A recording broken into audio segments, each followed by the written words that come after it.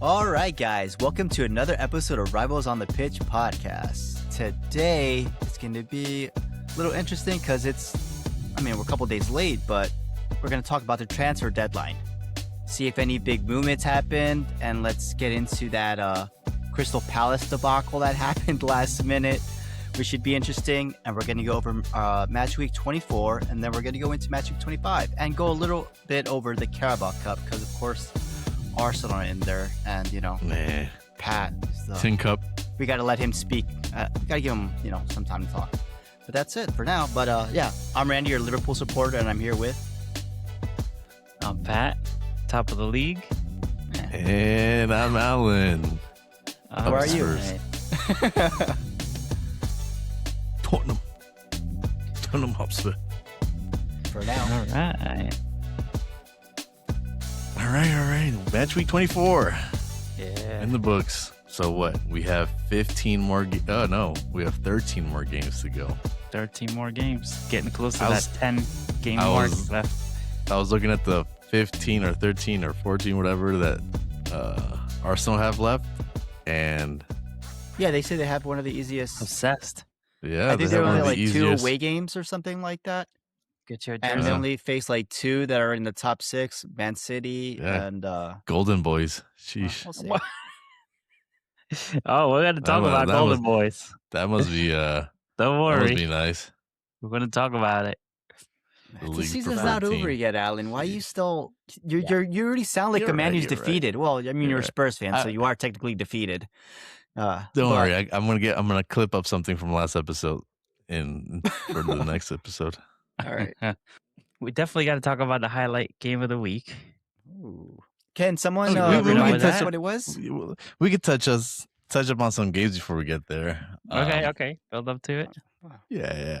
Because I think we had a few good games. The Chelsea West Ham game, I think that was a comeback, and then also the United Fulham game. I think those were 2 interesting games. Such a good game. Yeah, that one.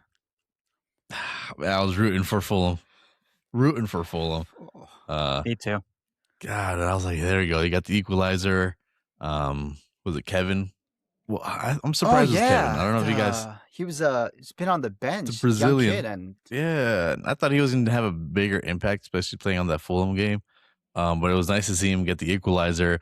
He celebrated like he got the game winner, but then, of course, I think it was a few seconds later, Sesko puts it in the back of the net for the game winning, and I was like, I don't like it. I don't like this United gaining momentum, especially when we play him next. I don't want that. The hair's on the line. And the hair is on the line. Hey.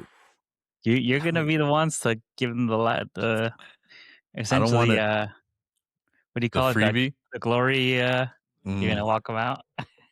I don't want to jinx it, right? But, But to the last game, we've had some good. I don't want to say good performances, but in Manchester, whether it's City or United, we kind of perform. So we beat City earlier. We tied them this game. We almost beat United last game, but ended up getting the draw. So the draw still counts. It still stops the count. So aim for a draw. Exactly. So for our next match, as long as if we take the draw or the win, that means we gave up no points to, or we did not lose. We went undefeated against the Manchester team. So and the count starts all over again. Let's hope we keep it. Yep. But Chelsea too. I was like, ooh, West Ham are gonna pull. Are gonna gain some points here. At least pull the draw. But I think they ended up. I don't know who ended up scoring at the end. I think it was Enzo. Did it? Enzo Fernandez. Enzo Fernandez, yeah. Oh, Cucurella at the 70th minute. I can't stand that dude. No, he almost got the Hulk treatment from Troy. West Ham almost won by knockout, but right. TKO. Oh yeah. Technical knockout. It was a street fight. No ball, no hold bar. Real. Well, I think we all kind of smiled a little bit when he got tossed like a rag doll. But then again, what was it? João Pedro What was he thinking? Oh, I don't know. Yeah, he like went in for it, and then when Troy turned around, he was like, It wasn't me. I thought it was wasn't two of you me. guys. "Whoa, wait a minute, wait a minute." No, That's I funny. would, I would walk away. He's I like, "Oh, I'm wouldn't I'm get sorry. I involved. thought you were Jared Bowen." Hell yeah. But yeah, that was a good game. Well, it's good just because of the drama, but yeah. And then you But got I mean, Villa West Ham is looking dropping like they're points gonna to go with the Brentford. fight, though, which is good to see. They But you could. wish they would have done it before. I hate how it's done. Like they have to wait till they're like in relegation to wake up. They should have been doing it But before. I think you also have to give Nuno some time to kind of implement his system. You know, coming off of what they had, Graham Potter. That was just Graham Potter, right? He started the season. Yeah, it's Graham Potter. That was it. yeah. So I guess he's had a few months, but he got the window.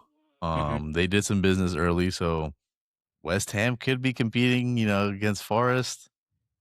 Leeds United are 26, Forest is 26, and then West Ham is sitting at 20. So there's enough season where we could see United save or West Ham save their season. So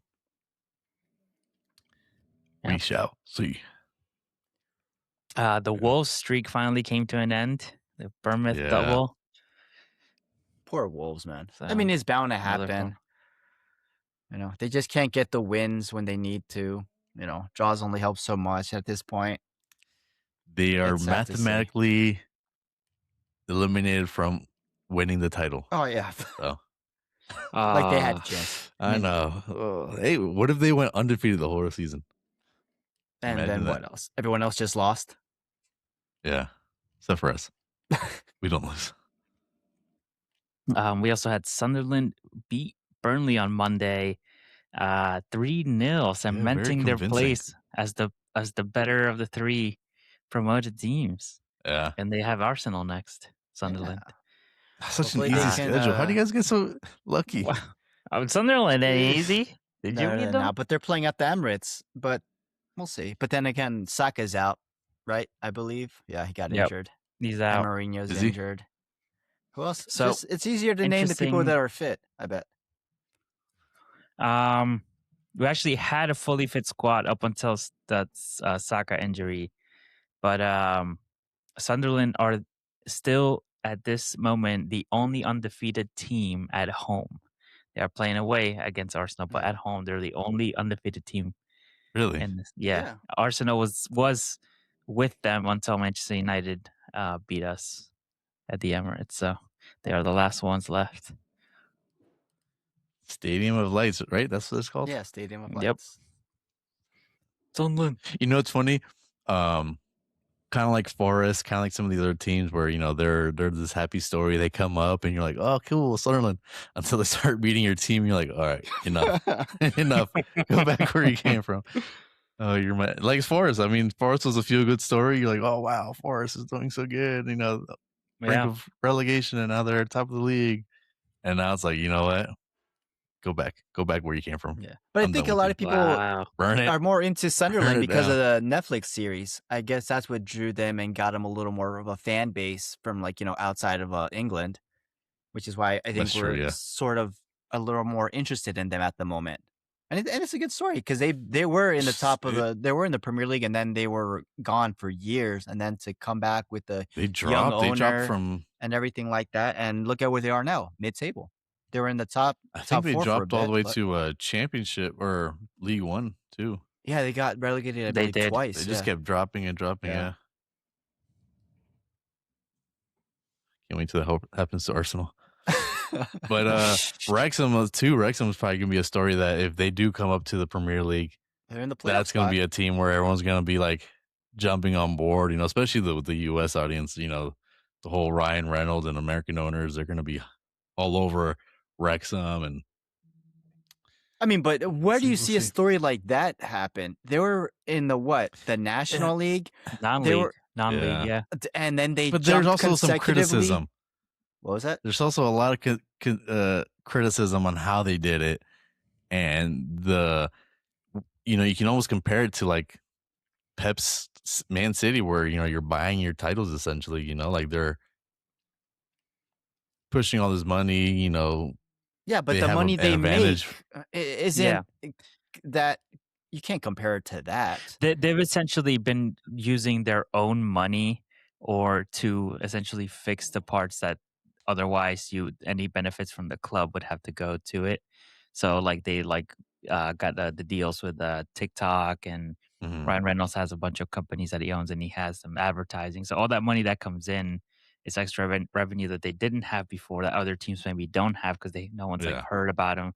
So they get those kind of deals. They had the new jersey um, makers and stuff like sponsors and that. I'm sure everything. there's advertisement. Yeah, exactly. So and they've been putting their own money to fix things out of the stadium. So it's almost like they can spend whatever revenue they make on like players. So Yeah. I mean, they do have an advantage, but at the same time, like you get owners that want to spend the money that they're making, then so be it. I'm sure But eventually they'll become a they're doing it profitable according to the club, rules, Yeah. which is, right? Is there any rules governing all that from the championship down? I don't think they have there PSR. has to, I'm sure they have. There I has don't to be. think so. I don't think they've reached that limit to the point, because I know the championship just made a deal with Paramount and all them to like buy their games, and it was like it wasn't even that much of money, but to the championship, it's like, this is record breaking, and I think that the amount of revenue between the Premier League and the championship is so different that I don't think there might be a lot of laws that govern all the spending that those teams can have. But I mean, I'm sure at the end of the day, I'm sure it is, because you do want to have some sort of. I mean, yeah, there's equality, financial fair play, Yeah. but to what extent, I don't know. Yeah. It's probably not a close enough eye, kind of like with what's going on with Chelsea and all that kind of stuff. I don't think any of the owners are kind of doing that kind of shady work. Yeah, especially because you're on Hulu, where you can't have that live. But I know there is a lot of English supporters that are against what Wrexham is doing right now, and they're kind of saying, it's ruining the game. But if it was happening to them, it's also they would be happy. Exactly. I was gonna say, I think that's partially like, sure, we understand, but I think this is mostly just, being a little hateful. Not hateful, but I mean, they went from a team that wasn't even playing in the professional leagues. They weren't even like getting. I don't even know what their wages were. They picked a team that was the bottom of the barrel. Yes, they're historic because they're one of the oldest teams. They could have gone to like Tom Brady, who did Birmingham, or what JJ Watt, who did, I think, Burnley. Yeah, so they could have gone to teams that are already in a better position, but no, they went to a team that was let's be honest, no one knew about, and they turned it into a global name. And what they're done, congrats to them. But all right, let's see if Randy has the same opinion when Wrexham were in the Prem next season. They beat them in home opener. Yeah, good luck. They won't. Well, you know who they'll beat? Spurs, because that's what Spurs always do. They always lose to the newly promoted teams, and then Spurs will go on and beat Man City. Yeah, Dr. exactly. Tottenham, that's what we're doing. We're helping out our fellow teammates. Just spreading the love, the points. I know why Randy's not like, oh, it's okay. They can spend all the money they want. Yeah, it's because when you have a summer like they did, you can't really say much. Okay, a summer, yes, a summer. That's good. One summer, not summers and winter windows. Like, how many times you said Virgil van Dijk was a record-breaking deal, and he was worth it. We can't say that. And then Manchester United bought Harry Maguire, and he was the new record. And how'd that fare for them?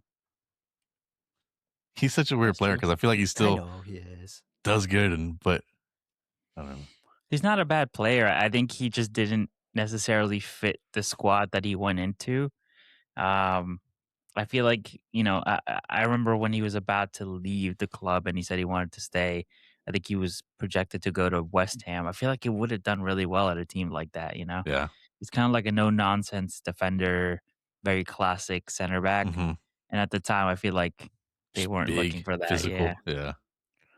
But do you guys ever see those things on Facebook or on Instagram, I should say, where it's like, oh, we're a Scottish team in like the 4th division, and you can pay money to become part owners? You can be a part-time owner. Or a little. Yeah, we were just talking about Wrexham. I was like, oh, what if we did that? What if our team went ahead and Casa de Pasta. jumped the leagues and maybe one day play in the Champions League? And then you look at the team, you're like, oh wait, this is like the Dover Tigers. I don't know if I want to do this. The Dover Strikers. Dover Strikers, yeah. Yeah. But, We're not that great. All right. Should we get into the other matches then?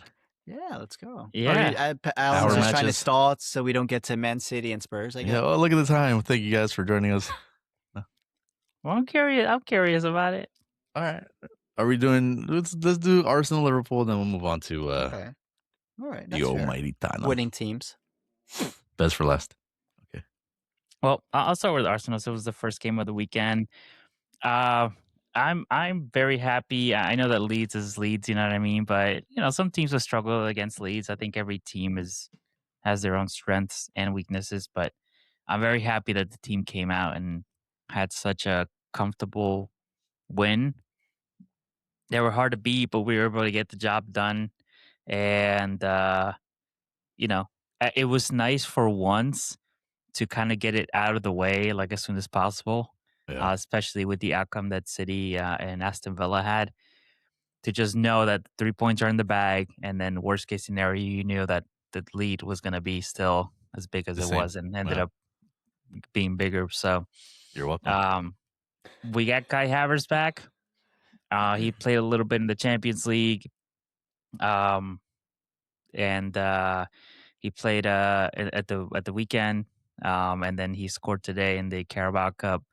He's definitely a player that we miss to have, because he's just like he's not like an out and out striker, but he kind of fills a role that nobody else has filled. He's like very tall, very physical, kind of pulls back a little bit from that center striker position. But man, I definitely missed having him. And like I said before, I feel like with Gyökeres and Kai Havertz and Jesus, I feel like there's one extra person here.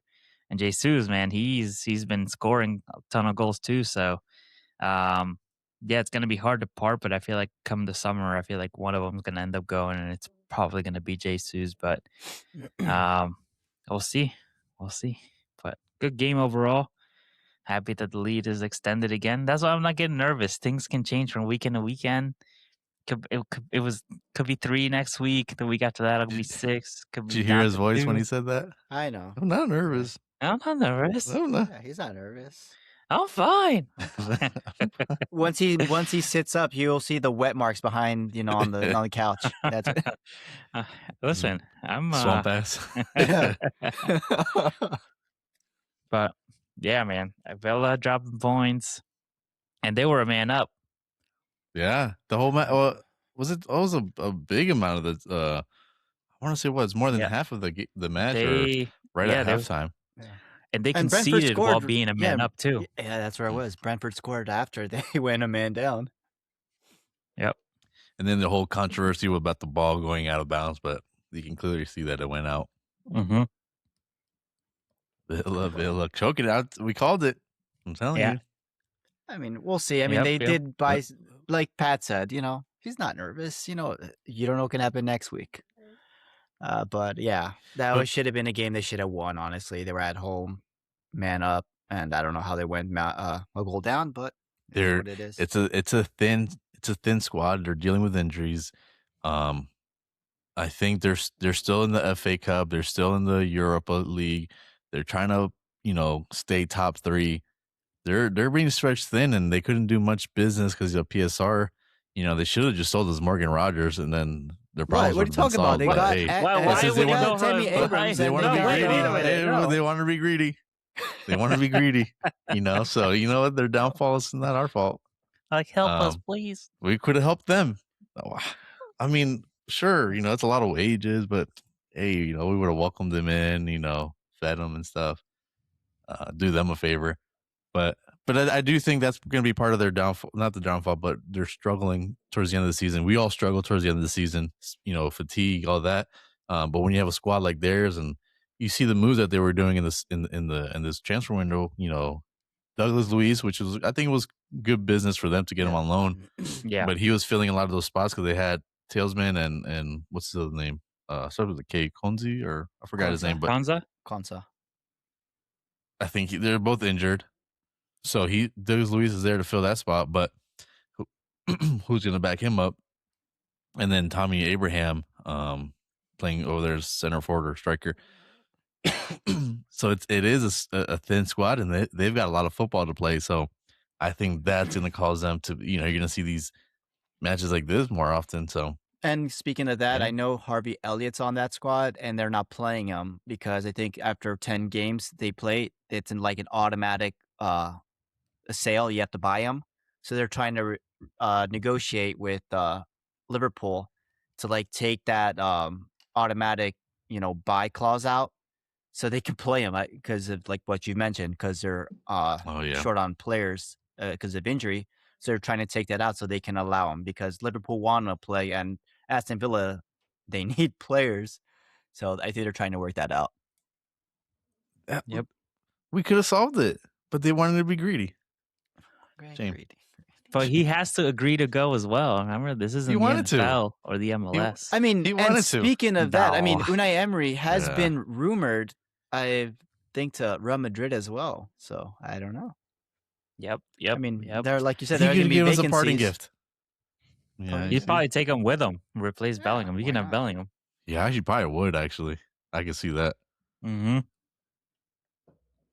We'll see what There's like happens. rumors that Bellingham is like a drunk and that he doesn't. Well, his best he only friend is likes to over there party. now. He's not playing much, so he's trying to I bring him heard down he so was they can supposed to both come be on back- the bench.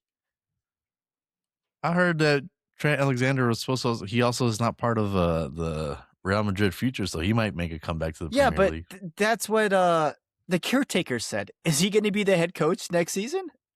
So why is he saying things Yeah, that he has no Like- control, like that he he has no has say power. over? Yeah. Not even the real manager has power over there. Yeah. Exactly. I mean, this looks like this was a club purchase, not a manager purchase. So Yeah, like we said, at the same sell time, like, shirts. yeah, exactly. It happens. And I mean, I feel bad for Xavi Alonso because I feel like he's a Real Madrid legend. He won multiple Champions Leagues with the club. And I feel like he didn't get treated well. I mean, he asked for certain things. I know like Zubimendi was on his list too. And Yeah. that was a little different because he had already agreed to come to Arsenal and he chose to respect that. But they still didn't get anyone anywhere close to the type of player that he was looking for. If it wasn't Zubimendi, I'm sure there was other players out there they could have gotten. They could have gotten the one from PSG. What's his name? The Portuguese guy. Vinta? Vitinha. Yeah. Vitinha.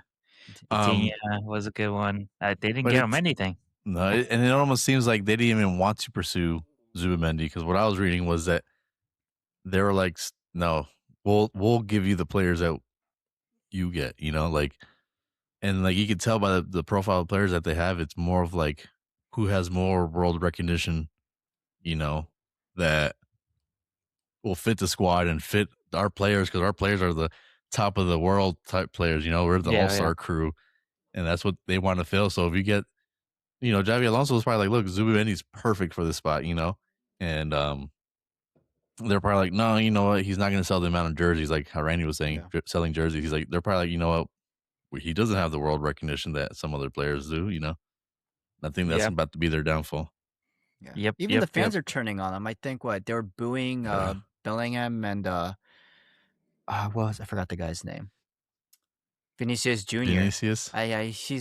He's getting a lot of the hate right now. But whatever. You know what I can't wait for? Tottenham's gonna be the only all white wearing club in the Champions League. Yeah.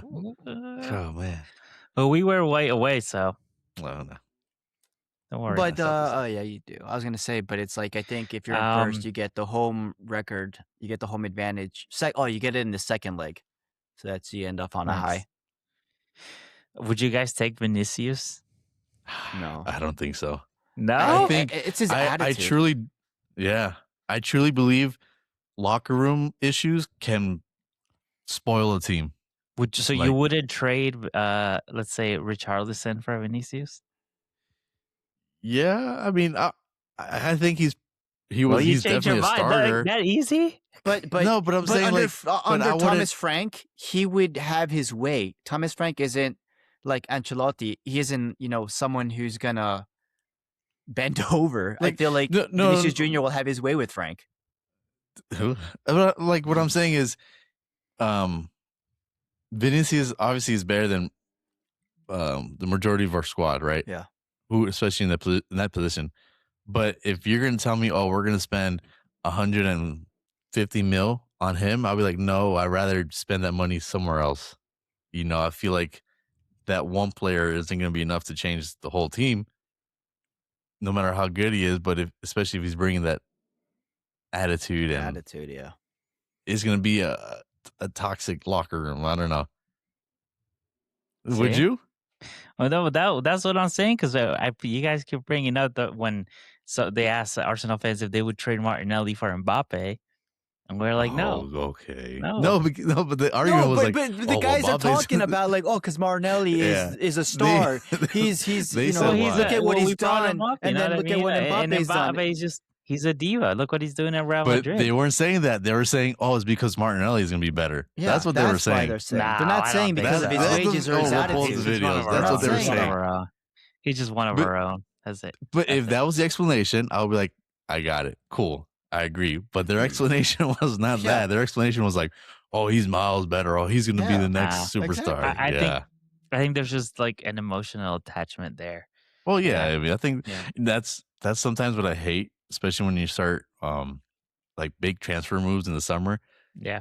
They're like, oh, we're gonna get this player for the left wing or right wing. You're like, oh, but I really like our left winger. He's not as good, but I really like him. Yeah, And you're exactly. like, well, we need this player, but you're like, and you get attached to the players. Yeah. It's always a club before players, but sometimes you're like, oh man, I grew on this. I've been watching this guy play for X amount. Like, it's so weird not to have him in the club, and I feel that. Yeah, it sucks. But Yeah. So, Liverpool, easy win. The scoreline says easy win, but the first 30 minutes was all Newcastle.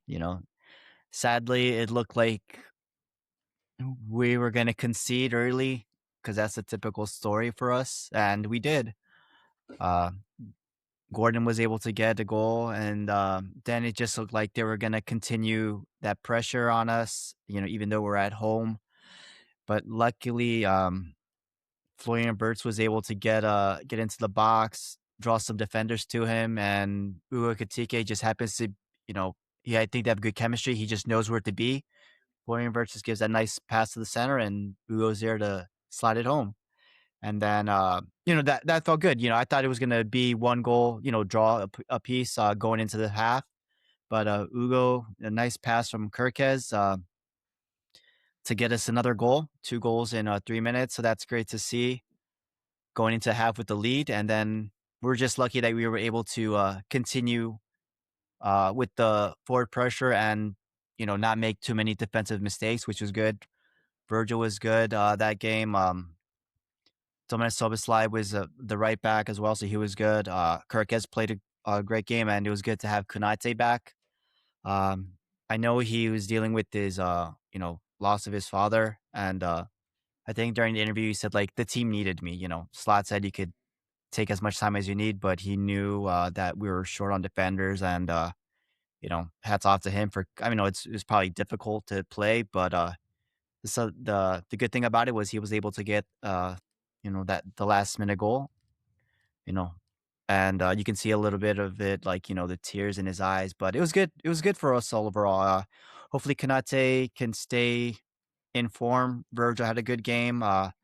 To get 4 over Newcastle is pretty tough, especially because once you saw that Newcastle were already 3 goals down, they started to playing the Newcastle way. Playing rough and stuff like that, doing those fouls and trying to get into cause some trouble. But it was too late, and good thing we were able to compose ourselves. And Allison was after the first goal came in, he was he woke up and he was making great saves. But it was good. It was good to see us get a win at home, because we haven't been getting wins to begin this season. I mean, to begin this year. But Remember, we're at home. So I know. It's home. We should every be single fucking time. winning at home. That fortress is no longer a fortress. It's I don't know. There's a big gaping hole. It's a flea market. Oh no, it's like Helm's Deep, when they fucking Everybody's put a welcome. bomb in the wall and then there's a big hole. But whatever, it's good. Get a win from Champions League, get into the win in Newcastle, and now we have Man City coming up next. So we just got to keep the momentum going. Hopefully, we get oh yeah, revenge. yeah. It's Get that not. That's momentum not. I going. know, It's Keep I it not know. for We'll going. get to everyone. that. We'll get to it. But don't It's worry, not for everyone. Arsenal will lose, so it'll be fine when we win. But yeah, it's good momentum going into that game against Man City.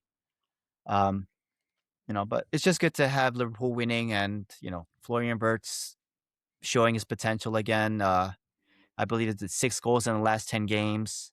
Mo Salah getting an assist. So all your key players are contributing. So that's good to see. I'm still. I know you don't like us saying this, but I still believe Isaac was a waste of money. No, I mean, it was. know It what? was. At least Eh, for this season, yeah.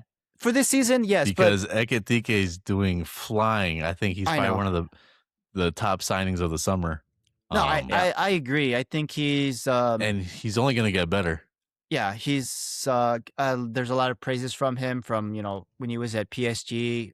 Of course, you're not going to break into that when you got Neymar, Mbappe, and Messi there. Of course not, but I mean, I think in the perfect world, it would have been Isak starting, and then if Isak would have got injured, you at least have a backup striker, which is good. But at this point, now your backup striker is going to be the 150 mil striker. And, You know, it but sucks, then but imagine we'll see what Ekitike happens just next sitting year. on the bench.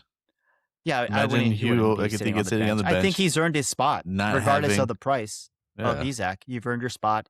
Isak has to show up and do what he, try to be competition and try to claim that spot. But I don't think it's going to happen unless we're going to go into like a 4-4-2 and have 2 strikers yeah. up. Maybe that would make sense. But at this point of the season, yeah, I agree. Isak was a waste because he's got injured, and that money could have been spent on defenders. Yeah. And that is what is killing us at the moment. So If you you know, didn't need defenders or backup or having some sort of depth in certain areas, I feel like okay, cool. If you have the money, spend it. yeah, But when you have other holes to fill, and then you splash all that money on Isak, he's basically being forgotten. And yeah, I know he's injured right now, but even before that, he wasn't really making any much of an impact.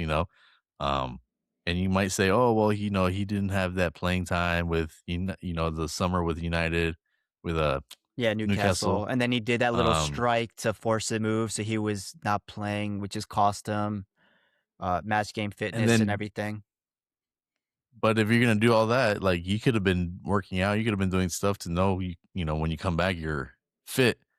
But it feels like he wasn't, and I feel like he came back, and there's no need to get used to the league that you already been playing in. So Yeah, I don't know. To me, I felt like, I mean, obviously you don't. It's all in hindsight, right? You don't know, and yeah. we didn't know this was gonna happen in the beginning of the season. But On paper, it I looks feel like, great. Wow, you got yeah, Isak who's tearing it up, and then Ugo who is for the future, but that future is looking like present now, yeah, right now. yeah. So that's good. Um, yeah, He but seems to have the higher ceiling yeah, he for sure. does because Yeah. he's younger, and what he's shown right now, I think you wouldn't want to risk that chemistry with Florian Wirtz and replace him with Isak. We'll see what happens when Isak comes back and plays with everyone. But at the moment, I agree. Seeing it now as we're halfway in the season and seeing all the problems we have, that money could have gone to maybe a backup striker, someone a little lesser, Yeah, and then your defenders that we need now, and maybe what's it called, a midfielder or something. But that you could have bought two good players with that type of money. yeah, real good players. Yeah. But I mean, it is like you said. It's hindsight. On paper, it looks good. Who would have thought he would have been injured, even though he does have an injury record? Yeah, And who'd have thought that Liverpool would have been playing this way? That Florian Wirtz would have needed 21 games to get used to the league. But it is what it is. Um, Now you get to see a bigger picture of of well, how much it cost us to get Isaac and what it cost us, Well, the team. But it was a good win for us. At least we did it against Newcastle. We True. stole Yep. Ikatike from Newcastle. We stole Isaac from Newcastle. So it's good. It's a good win for us today. I think next summer, in the summer transfer window, you guys should get Voltamata.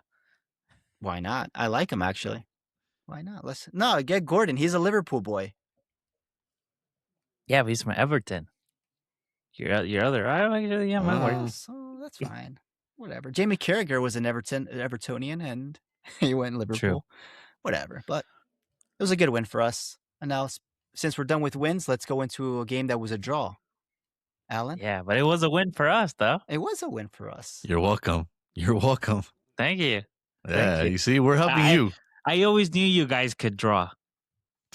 I don't think there's anybody else rooting for that third goal more than you. Probably rooting for that I thought third you goal guys more could than do it. I said, bring Richie on with the crutch on. I don't care. Watch Bring him Pat on. just reach back behind the couch and pull out a Spurs shirt. That's back there. I already That's see how it. he It's was. back He there. was ready to rep it once City scored the third goal. He's probably has the Tottenham tattoo. So I need to know, because we know how draws go, right? Yeah. Being the team that came back to rescue a point at home against City again. What does this feel like? Does it feel like a win? Does it feel like a loss? It's angry. It feels. It's more angry than anything. Like you get hyped. You get caught up in the hype of drawing. Like, yeah, we did it, and then that lasts until like the final whistle. A few more minutes, and then you're like, man, why was that first half so freaking bad? Yeah. And then you start thinking like, well, if we played this in the second half, why aren't we doing it in the first half? And then that feeling of like being proud turns into like anger, because you start developing all these questions of why and why not, so it's a draw, but it's not, especially the way the season has been going. It's something that, and I hate to be a downer. I feel like I come on here and I'm always being a downer on this team, but it's true. There's reasons behind it. And sure, we drew, with City, a team that's, fighting for the title. And, we have this with this history with City where we're always beating them or drawing, blah, blah, blah. But it's like the old cliche, it's a tale of two halves. And it's just mind blowing on how different the two halves can be. And what are we getting so freaking wrong in the first half? Like what's happening in during halftime? Is Thomas Frank saying, "Okay, let's completely scratch whatever I said. Let's go do this," or are the playing saying, "Hey, we're not going to do what you want, Thomas Frank. We're going to take the lead ourselves"? Or is the assistant coach being like, "Hey, I think I know what to do"? Like there's questions that need to be answered to figure out what's causing this. The difference, because it's not the first time we have a half that's 10 times better than the first half. It's not where it's like if we had a third half, a third period like in hockey, you would think, okay, we can go into the last half, or I guess the last third of the game, with the potential to win it, because we look so much better. Like, I don't even know how to explain it, but well, you know what I'm trying to say, right? Yeah. Yep. So the feeling can be exciting because, of course, you get the draw and you're not going to lose, but that fades away quickly. It's just unacceptable how that first half Frank is was. still the coach. But I feel like at this point, the caretaker, who's going to be the caretaker? Exactly. You're gonna start mixing up too much stuff if that it could go even worse. At least now we're being a little bit more attacking. Our progressive passing has gotten better. It's small steps, and so you would hope that it takes a bigger leap. But you don't know what the caretaker might do. They're called caretakers for a reason. It's pretty much just like keep the boat steady. Don't let it rock too much. But we're also not gonna try to push for anything. I don't know. Yeah, but I So think we you're not discussed it happy. in the group chat, No, though. I'm not It's happy like at all. it sucks that he takes a whole half to figure stuff out. Some Yeah. coaches can figure it out like in the first, maybe 15, 20 minutes to at least make the necessary adjustments, but he needs like that, what, 60 minutes because you get the 45 from the first half and then your 15-minute interval, for the halftime to make the necessary adjustments. But you can't sometimes you're not always going to get that comeback. That's why you need to catch Yep. on from your opponents sooner than that. Because yeah, you're lucky not a lot of people can come back and tie up against Man City. But I mean, we what can. happens if they were to score, 3 goals, 4 goals? What if Erling Haaland was having a sensational game that day? It would be hard to Yep. do a comeback. Yeah, because that first We had a half, couple misses. yeah, we had I know we had a few injuries, you know, I so know. we had to Steve play. Bissouma play. I was so weird. I was like, "Who is Sumo this was guy?" playing. We had Dragusin playing, he's played his first 90 minutes in over a year. His first start in Well, he over a played year well. because I of mean, his not that first half. That Yeah, first half nah, he was yeah. yeah, I getting. mean, You but could yeah, tell but he at the had end of the rust. day, but I mean, the second half he was playing better though. But Yeah, the second half, and then in the second half, then again, that's what Romero happens comes when you off. don't play that much. Yeah. You need to warm up. You need to get the feel of the game. But that's on the coach for not for throwing him. I mean, but then again, he had injuries. He had a bad injury, and that when you tore an ACL or MCL, whatever, those two injuries, those are very Yeah, injuries you got to be very careful with because they're very reoccurring. Look at Madison. He took a wrong step.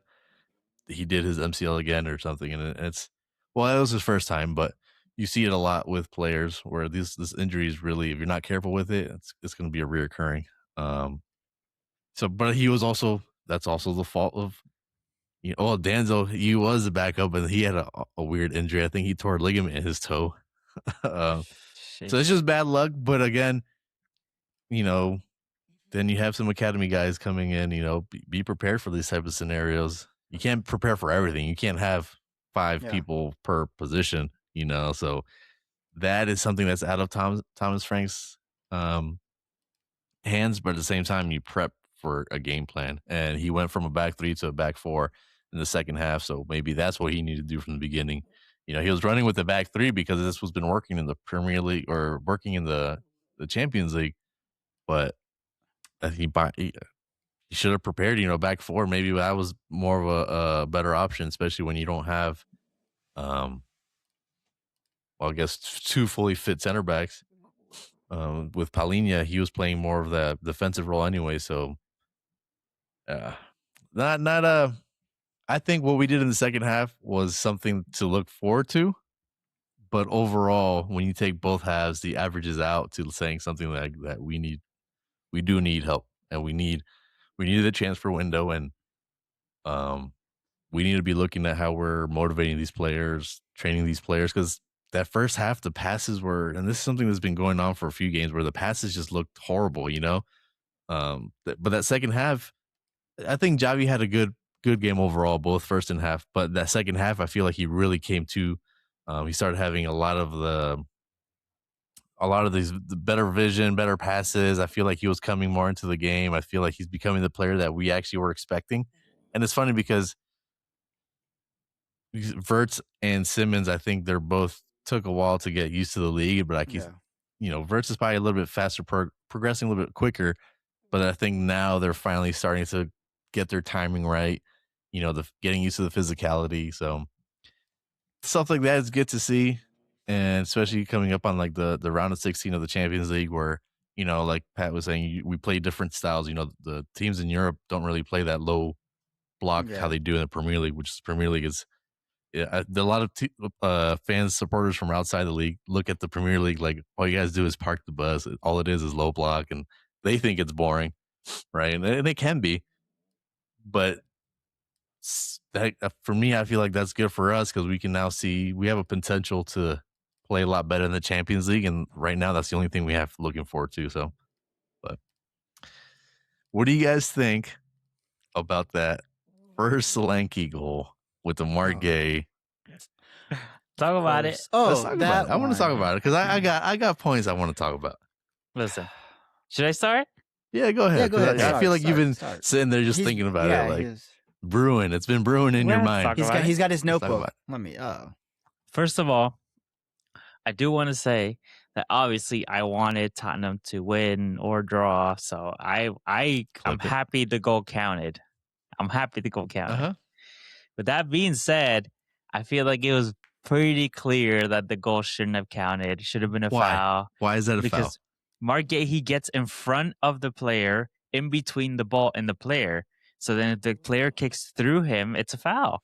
It's just that simple. People do it all the time. You get in front of the player and then they have the momentum push them. You get a foul that way. If you can get yourself in between the ball and the player, you are in possession.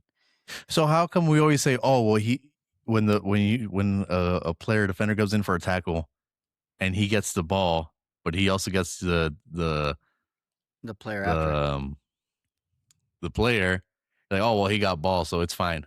But if he gets the ball first, Uh-huh. then you can expect some sort of contact. Okay, and if you don't get the ball, if you don't get the ball, then I guess it's just a foul. Okay, so why isn't it a foul for Solanke then? Because Gay, if you watch the video, he didn't touch the ball. No, but he gets in front of the ball. He gets in front of the ball. He was behind him.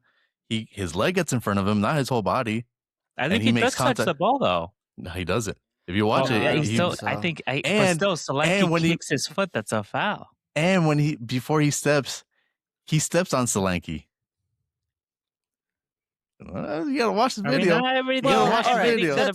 That's Pat's interpretation. Well, mine, it's gonna be, if you look at the video, I mean, when you look at it in slow motion, you do see that he does hit the leg first and then the ball.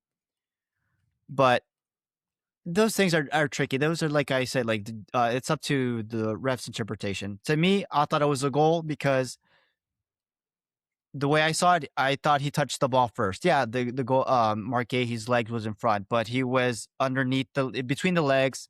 Like, I thought the toe hit it first. So regardless, I thought he touched the ball first and went over it. But for me, I thought it was a goal, regardless. And then when, like I said, when you slow-mo, you see that it was a little, but at that point, it doesn't fucking matter. We've seen many calls go the other way. Like Alan says, sometimes we've seen videos where the defender slide tackles, he gets the ball, but they call it a foul. Regardless, there's so many missed calls. So, like that one, I feel like it could have gone either way.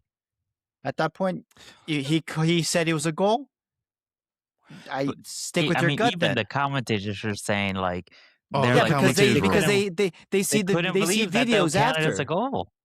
The commentators were eating up Man City. It was like they could just might as well had Man City kits on, because that's all they were just. I promise you, because trust me, I wanted Tottenham to win, and I feel like the same way. I feel like anytime anyone's commentating Arsenal, I feel like there's always against us. Well, whatever we're doing wrong, there's bias, but let's. If Pep was on that other end, I cannot believe. And the thing is, like, this is my main point out of this is that the refereeing is shit, right? But I feel like you guys only ever point it out when it's Arsenal. Like, for example, when we played Manchester United and we lost that game, there was a moment where there was a handball dispute because Maguire was falling down and the ball hits his hand the reasoning that they didn't give it was because he was falling, so his hand was kind of to catch himself on the floor. And I feel like the same thing happened. I think it was last season, the game against Liverpool, where Martin Odegaard he hit him. You guys will like, oh, it's a foul, but when it's like for us, you guys didn't even bring it up. Harry Maguire's was a slide tackle. That's a natural position. Your guy, he was doing a turn, puts his hand down. Yeah, he wasn't falling down. He puts his hand down. I can put my hand down too when I'm turning around. That's natural. It's not natural. Exactly. So it's a natural position. It's a natural position. So, like, again, I think the refereeing is absolutely terrible. I think we all get it. Some teams also just get it. Sometimes, some years you'll get it worse. You know what I mean? That's what I'm saying. Raji could have had a red card. You got to take it twice. Oh yeah. Raji could have easily had red cards in that game. Mhm. I think Solanke too. He could have had 2 yellows towards the end before he got taken off. So uh, it was a Oh, weird Alan, one. what? What? I, I'm I, gonna I find did think that something. the refereeing was terrible. Was not good in both ways. Both ways. And it happens, man. I've said it before. I mean, especially when we play City, I feel like the refereeing is so bad. Anytime we play them, it's Yeah. just like they don't want to let anything. They'll let anything go, or they're not. You know what I mean? It's just like It's one like way. playing It's at St. us James because Park. The fouls the tackles that they yeah, do, they yeah, wouldn't fly at the Emirates, at Anfield, at other what's it called, Old Trafford. They wouldn't allow that. But just because it's St. James Park, they'll allow certain things. That's what it is when you play against yeah, Man City. It's like I said, I how think many it times when also. you see that red card where it was I think Doku who puts the boot up high and it hits McAllister. And that's the picture they said. This is a direct red card. And yet yeah. it was nothing. So it's just, that's what it is. It's just So refereeing is I think so inconsistent. in some games they almost take the meaning of the outcome to like try to not affect the game in that way. But at the same time, like you should be unbiased. You should be playing this like it's if it's like a friendly and the outcome means nothing. Like if it's a foul, it's a foul. If it's not, it's not. Don't like I'll be like, oh, it's too early to give a player a red card right now. If it's a red Yeah, card, give 'em a red card. You know what I mean? Like Yeah. it's annoying. It's annoying. I But think what's also And if you annoying do too that is early, the game would be much easier because they would know, all right, they ain't, but whatever, we're not fucking around. They're not fucking around. So it, they'll play a certain way then. yeah. But I just think there's an issue with too much open interpretation. yeah. yeah, Where it should be more of a set standard across the board. And I think if you're gonna your first call, your second call, whatever, you're setting the tone, and that's the tone you need to keep too. Then because that way it keeps the whole game consistent. But that's retraining and everything. But then again, VAR is supposed to help. VAR, they're in the office. They should have like a book or whatever with, photos, detailed descriptions of what is considered a handball, offsides, whatever. The new rule where you can't, if you're in an offside position in front of the goalkeeper, all these certain things. That's something they need to pack down, lockdown completely because there's so many different interpretations to that. yeah. Yeah. But I'm glad it counted. So There you okay, go. So here's why my are you little, even my little 2 complaining? cents. Yeah, right. I'm No, trying but to be and I get why. unbiased. You know? Yeah. Not because he just wants to complain. He wants to celebrate without over celebrating. Yeah. He wants to. He's make going it to seem be like, a oh, I'm so full mad. 100% supporter. He's got to Oh. put some, his 2 cents in. I'm so mad But then you guys again, scored. Oh, what?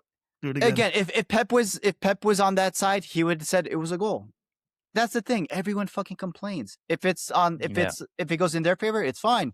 But if it goes against them, they hate it. That's what They are everyone does. Well, yeah, like I said, some of the teams will get it harder than Right. other teams in certain seasons. I know 2 seasons ago, Arsenal was like very harshly targeted. I feel like with the red cards, the double yellows, etc. Man City's a team that has suspiciously benefited from refereeing for multiple seasons now. So even if this decision went against them, I feel like they are being such crybabies about it. Yeah. It's one goal, and at the end of the day, whether it was a foul or not, like if Mark Gahey didn't do that, Solanke was through on goal and would have put it in the back of the net anyway. So I'm like, why are you crying? Like this 2 drop points is on you. It's on the team. Like, Yeah, why are you crying about you were what up decision? 2. You know what I You mean? were up 2. You let them catch up. Exactly. They were such crybabies. I hate it because they're using that to disguise Yeah. the awful performance that they had in that second half. But Because they're like, oh, we're doing our best, but everyone else is against us. It's like, no, you guys kind of fell apart because that second half, we were we had them in their half the whole almost. Yeah. I want to say the last 20 minutes of the matches, we were just recycling the ball. Our midfield was our biggest problem in the first half, and then it's come the second half. we were running. We had Pat Matasar in that midfield with Gallagher, and we were running after everything. They were gassed out, and our players were Yeah. out there running around circles around them, and that's how that second goal came about, where Gallagher made the run, anticipated the pass, got between two of their players, and made that cross to Solanke with the Puska award-winning With the the Giroud scorpion goal? kick. Another scorpion kick. Someone the commentators even mentioned after they said, could it have been a tactical plan by Thomas Frank to just conserve as much energy as possible and then go all out in the second half? No, that's a stupid plan. That was like what the happens biggest. if you go down 3 or No. 4? That's stupid. That's what Conte did. Conte was known for that. So it could have been, but because Conte was definitely like that, where he wanted to have a more conservative first half, was like, don't lose the ball, just don't score. Second half, we're going to come out guns blazing, and we're going to be able to outperform these players, and just wanted to do it for the 90 minutes. But Conte was more defensive that first half. That second half is where he wanted to more run the game that way. But with Conte, the first half, they were scoring us, so it kind of backfired. He wanted to go in the half 0-0 and then get after it. But that's why you got to have a plan B. I can't see it. I can't see it being that game plan. Exactly. I think Thomas Frank just likes throwing that, long balls, having the hold up plays, passing it to the next available midfielder, and then another long ball in or cross in, and then either you get a corner or you get a shot on target. And it's frustrating to see. But I do want to say, with this Solanke first goal, all right, because everyone wants to have an opinion. I'm going to have my opinion, His leg was planted. He was mid-motion. He put his leg in. Didn't make contact with the ball, because the ball doesn't change direction at all. It doesn't change speed. It doesn't do anything. So he doesn't look like he touched it. And it looked like he actually stepped on Solanke's ankle. And then he was just too weak. Solanke just blasted it through him, and his leg was in the way. Sorry. So whatever. That's yesterday's news. It ends up being 2-2. It is what it is. Yeah. We are actually very lucky to end up 2-2, because, like you said, that first half we were so open in that midfield. It was a joke. And that second goal, come on, let's be honest. That was you had to be like perfect timing on that cross from Gallagher, and he got it. But whatever. Like you said, for our second goal. Yeah, the scorpion kick. The Cusco award. Well, thank you. I'll get your jersey. But yeah, Conor Gallagher, I think so far, he seemed like a let's fill a gap type signing. But I'm actually, these last few matches, I think he's done really well, especially with the high pressing that we want. The dude has an engine. So I think if we can finally see how he fits, if he's playing next to Sar, they both are just running the field. Like, that might be how we unlock his best potential plus ours. And then you got keep Sar? Simmons behind Solanke. What's that? So keep Sar? Yeah, I hope so. I don't want him to go. Pretty decent. Yeah. Oh, who was it that you wanted to go? I think it was Bissouma then. Bissouma. And Romero, I heard he's going to be out next summer. He's out. I've heard that. There's been a lot of questions about the sources that it's coming from. I could see it. He has vocalized his opinions, and I'm glad he is, because that puts pressure on the board. And who else is put pressure on it than the players? Than your team captain saying, "Hey, like, I signed up for another few more years. You better do what you promised to do and start delivering soon." The way this transfer window went about, I really do hope that this summer we have those big signings, those marquee. I won't even say marquee signings, because sometimes you buy a big name and it doesn't pan out. But those deliberate, well thought out, well planned out signings that we need, and don't even talk about money. Like, if to me, a Tonali would be a great signing. So when I saw he was linked to Arsenal, I was like, oh, hell no. Let me not hijack him. Let me not. Yeah, I was like, man, if this goes through, I'm done. Like, I'm gonna go watch something else. I'm done with the But Premier League. are you gonna be able to attract these signings if you That's don't the get thing. Champions League? Yeah, and that's why we need to and that's what's so frustrating because what are we gonna offer these guys? The only thing we're gonna be able to offer them is money. You know, Yep. hey, well, you want some? You're gonna play in London. We'll Yeah. offer you that, which is you can go to other clubs to do that. You don't really And you're have not playing ambition. attractive football at the moment as well, so that's Exactly. something So that your doesn't draw manager them as well. seems to be on the hot seat. He's an So there's a Arsenal lot of fan. factors that we gotta. Huh? He's an Arsenal fan. Apparently, Which is everybody's why- an Arsenal fan.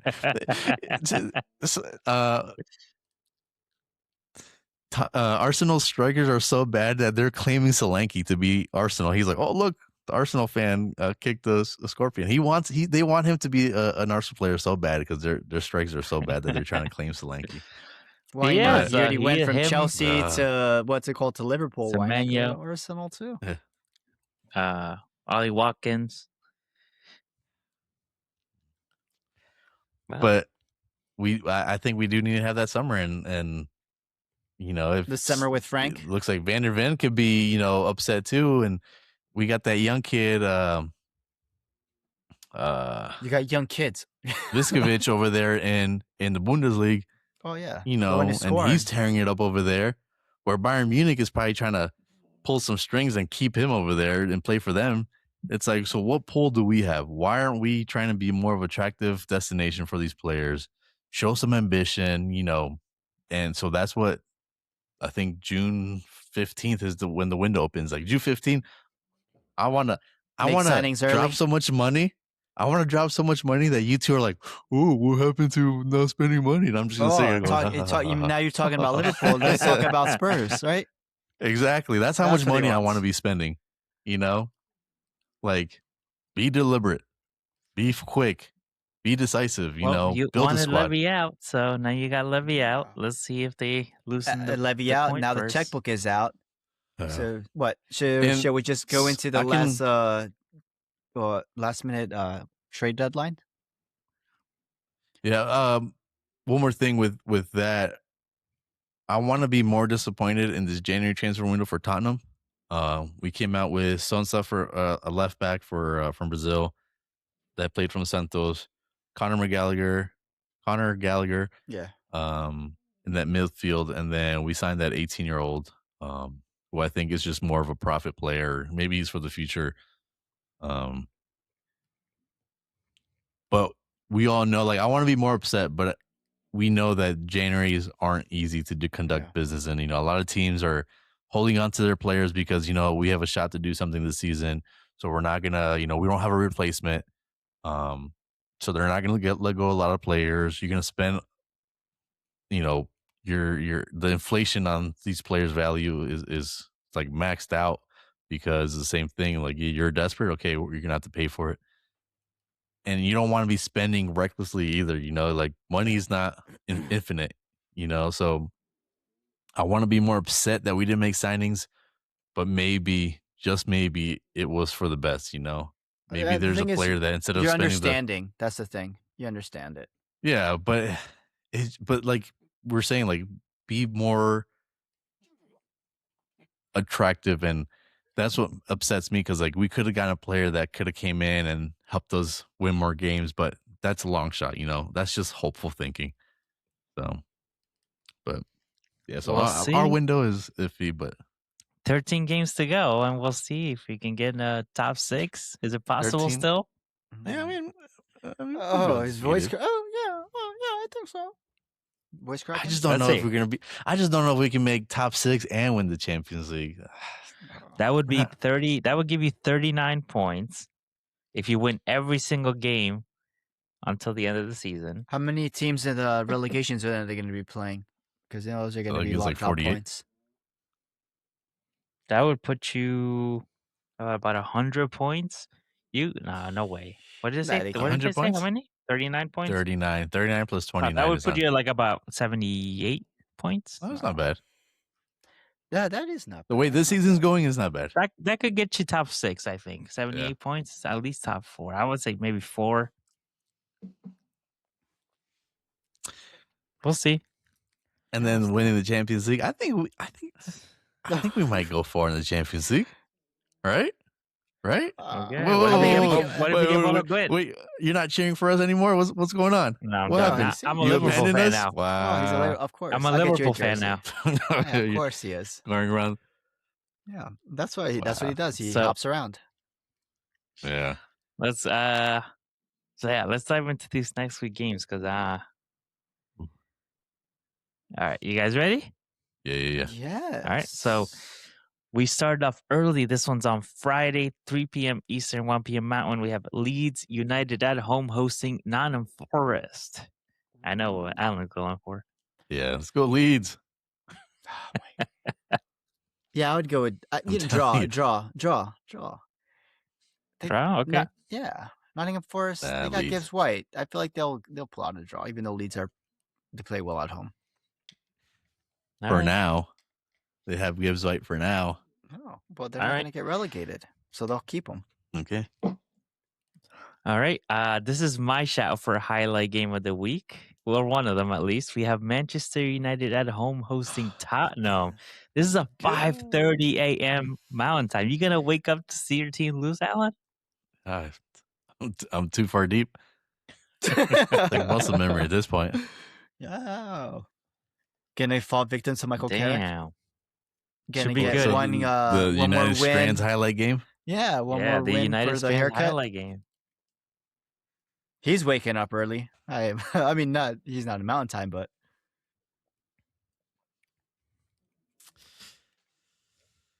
So that's the highlight game. I don't know. he's, There's a couple. There's a yeah, there's couple. a Oh, this is Liverpool Man City. What about that one? Yeah, it sounds like a good game too. Honestly. All right. Oh, let's hold on predictions then. This is also on Saturday at 10 a.m. Roundup. We have Fulham against Everton. I'm gonna go Fulham. Fulham. After that, they're gonna go guns blazing Yeah. after that loss. Yeah, you know, Everton go down that way. Ndai comes over to us. Yeah, I can see that. Burnley against West Ham. West Ham.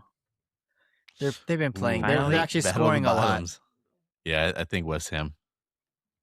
All right. Arsenal against Sunderland. Sunderland. Wow. Still until I die. Haters. You know what? Let's draw. I feel that'll be the best. Oh yeah. Yeah. All right, much better. Yeah. Wolves against Chelsea. Chelsea. It's Come on, Wolves. they I can do want something. Wolves. They could do something. I want Wolves. Because Chelsea's so want Wolves to- inconsistent, it could be Wolves, but I just think Chelsea is gonna go on a tear. I was only rooting for them today. Should root for Arsenal. That hate watching isn't working. Yep. Bournemouth against Aston Villa. Villa. Yeah. Yeah, I think Villa. Don't pick 12 points. All right, this is 12:30 p.m. Eastern, 10:30 Mountain Time. Newcastle at home hosting Brentford. Brentford. Yeah, Brentford. Yeah, me too. All right, and Could we be a move long to throw. yeah. That's the plan. Brighton against Crystal Palace on Sunday. Brighton. You know what? Palace and what's his name? Star Lard. I forgot his name. Strand Larson. He just came over from Strand Larson's going to score. Yeah. All right. Their new And signing. he only scored one goal this season. Oh, It could that's right. happen. It's going to be a cross from Brandon Magic Johnson to Star Larson. Oh. Strand Larson. All right. And Mateta's going to be on the bench with his knee brace on. Man. All right, and then the last game on Sunday, it's 11:30 a.m. Eastern time. Was that 9:30 a.m. Mountain time? Liverpool at home hosting Manchester City. Another shout for a highlight game. So we got two. We got Tottenham United or Liverpool Man City. What do we say? I think Liverpool, Man City, because that fight for the last fourth place in your Champions League is getting close, is getting tight, and of course because of the pressure that Man City needs to keep pressure on Arsenal. I think there's more All right. in this game than Yeah. Spurs Let's do and that one. Let's do that one. and Man Yeah, United. no need to watch this. What are Spurs playing for? Nothing. A haircut. Dignity. True. All right, let's start with predictions then. All right. Manchester United at home, Old Trafford, 3 on the bounce, 9 out of 9 points, going on to their fourth, hoping to make it 4 in a row. At home, hosting Tottenham. Don't be scared. We Alan, can't, please, we can't just your us. first We can't. answer. We can't let them beat us. Yeah, go with We your won't gut. let them beat us. They won't beat us. So Tottenham. draw. Another Van de Ven goal? Tottenham. I hope he plays. Tottenham. Another I don't know if he's Puska playing. goal? I don't know if Romero's playing. Oh my gosh. Our injury list is. That's what they feared me to annihilate it. No, Keith. Frick.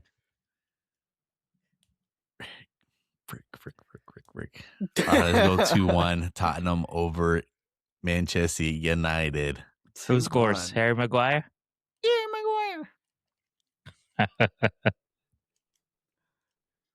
Harry Maguire with on the corner. Puska goal. Maguire. All right. Watch Harry Maguire's going to do his own scorpion goal. It's a 1-up. Or is it going to be a 3-2? What is it? 2-1. 2-1. 2-1? 2-1. All right. I don't think we'll keep a clean sheet because our defense is depleted. But And they got Embuemo, I think we got momentum. Sesko. Blame on Cunha. I mean, who's got more momentum than Manchester United right now? Yeah, but they haven't faced a team like this. Okay. I can't wait for this game. Yeah, we're at home. I didn't say that was a good thing or a bad thing. It was just Well, Tottenham are away, so Well, Yeah, so that's that's true. home for them. all right. Then we have Arsenal at home hosting Sunderland. I'm gonna go 3-1 to the good. ooh, confidence. Okay. Wow. We need it. Okay. Last time it was a draw, so I'm gonna expect some rotations, but good. Okay. we'll see. All right. Then the highlight game of the week, if you all have to predict, it's going to be Liverpool at home hosting Manchester City. Manchester City coming up after dropping points away Tottenham. Liverpool destroying Newcastle at Anfield.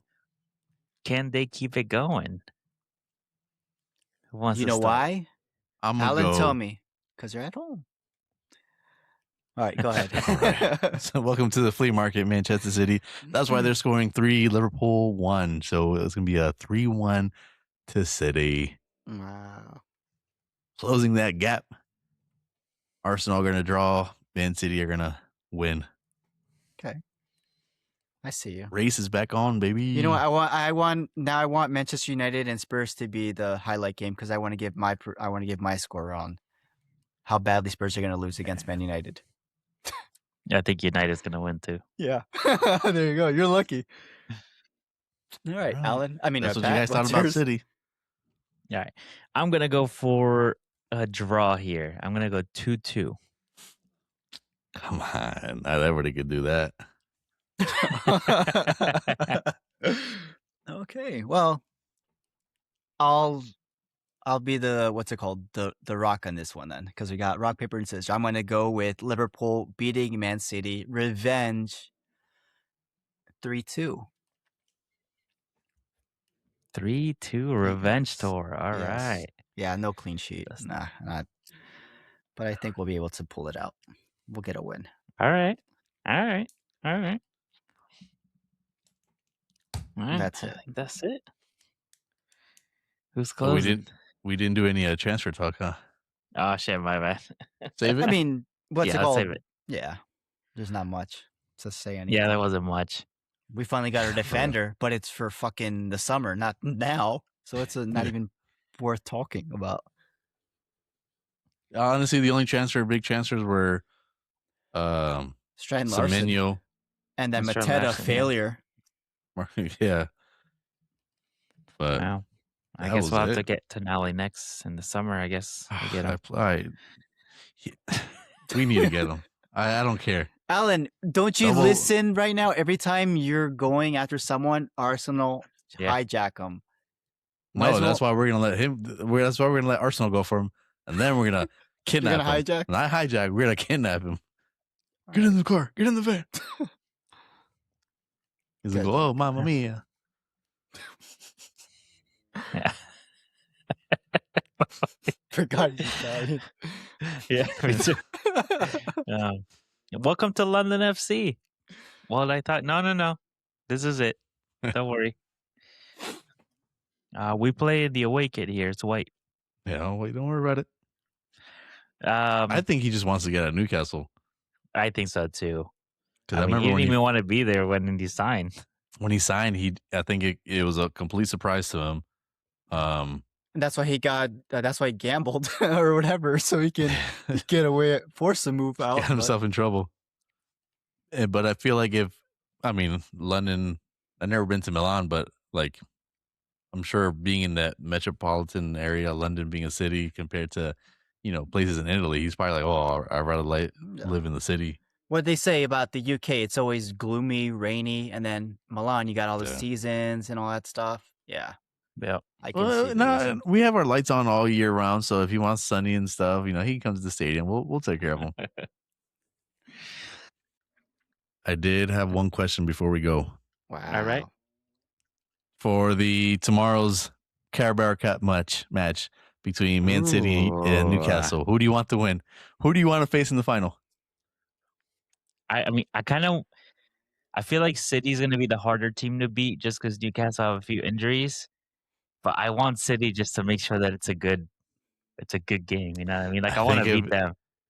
I hope it's City because I think City, I think they can have that. They'll have that little extra push in the final. Yeah. So. I want to beat them. Okay. Yeah, I agree. I think it will be City. Because then, well. all right. You just don't want us to win, but it's okay. No, nothing. Well, you were the one who picked Man City anyways too, so there you go. Huh? Yeah, I think they're gonna try to win because they got to stop you from winning everything. Only they can win the treble, or whatever, or the quadruple. So they're gonna win, and it's gonna be a controversial call. He's gonna be. He's gonna kick. He's gonna do the exact same thing that they did to Margay. They're gonna kick his leg. Yeah. They're gonna call a foul. No. There you go. And that's an episode, guys. Thank you. I hope you enjoyed listening to us talk about Match Week 24 going into Match Week 25, the Carabao Cup. And sorry we couldn't make transfers, but we'll get into transfer deadline next week, maybe. Well, hopefully. But there's not a lot to talk about. But if you do like our stuff, make sure you listen to us on YouTube, Spotify, Apple Podcasts, and please follow and like our content on Instagram and on TikTok. Please share with your friends. All right, guys. All right. Go.